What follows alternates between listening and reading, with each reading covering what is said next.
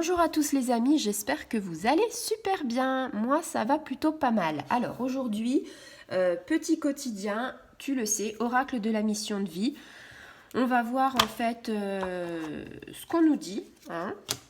Donc, tu le sais, maintenant tu t'installes confortablement quelque part chez toi, un endroit où tu te sens bien, où il y a de bonnes énergies, où tu te dis ouais que le taux vibratoire est super important.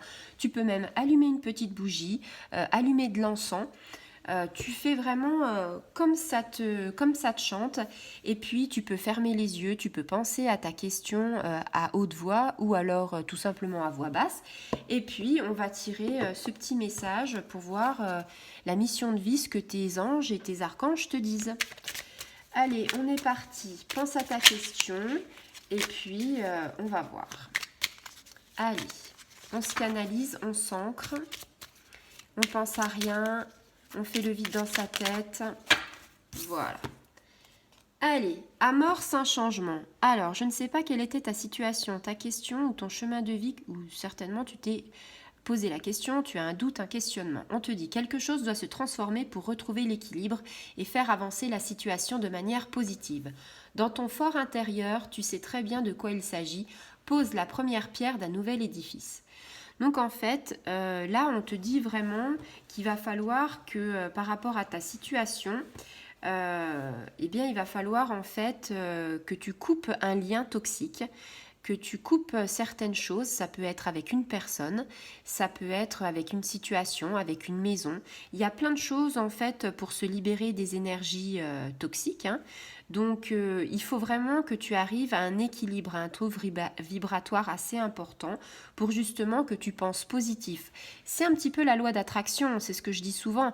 Tu penses positif, tu attires le positif. Si tu penses négatif, tu vas voir la shkumun.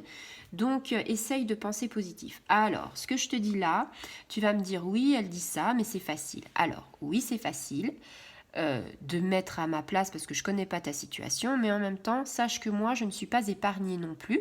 J'ai des épreuves, j'ai des doutes, j'ai des situations compliquées aussi, et que je pourrais me dire, bah oui, finalement, c'est bien de penser positif, mais là, j'y arrive pas. Alors, je te le dis tout de suite, des fois, ça m'arrive. Des fois, je me dis, j'en ai marre, je sais pas pourquoi j'ai ce chemin de vie-là, je sais pas si, je sais pas ça, j'ai des questions, j'ai des doutes, je me remets en question. Et après, des fois, on fait un petit peu de messages, un petit peu de bougie, du reiki, on se libère de certaines énergies, on coupe des choses karmiques et on a ce regain d'énergie et on se dit ouais, ça va mieux.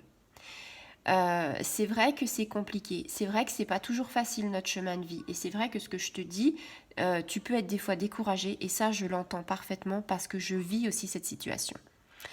Donc en fait, le changement, c'est super important. Tu peux pas trouver un équilibre si tu fais pas des efforts et si en fait la situation ne va pas se débloquer toute seule. Il faut que tu sois acteur, il faut que tu sois le maître de ton destin.